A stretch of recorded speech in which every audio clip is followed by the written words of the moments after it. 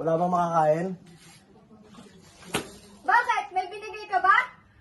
Ano bang to?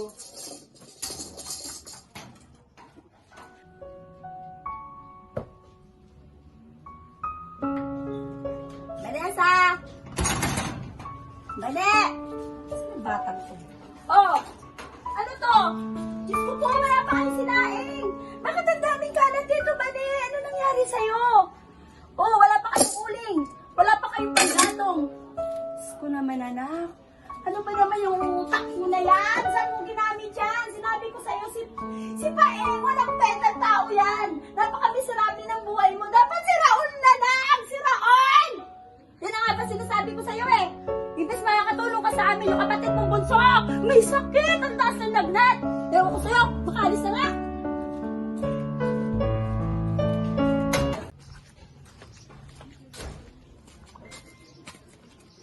Uy, Raul! Ay, Aling Becky. Kamusta po? Oh, ito. Ikaw, kumusta ka? Si Vanessa po, kamusta? Ay, nako, ayun. Doon pa lang ako nang galing. Napakamiserable ng buhay. May sakit na yung bunso niyang kapatid eh. Hingi sana ako ng tulong. Kaso wala rin namang kwenta kasi yung pangasawa niya. Si Paeng, kilala mo yun.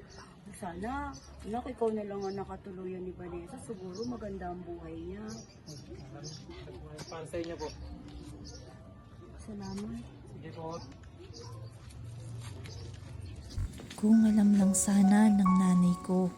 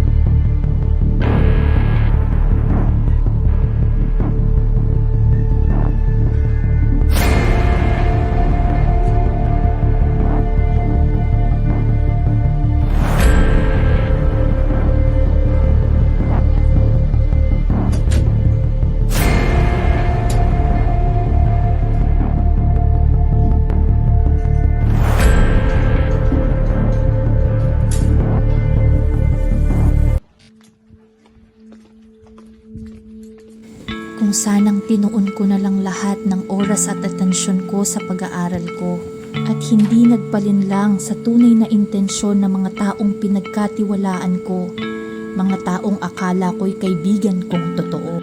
Naging iba sana ang takbo ng buhay ko.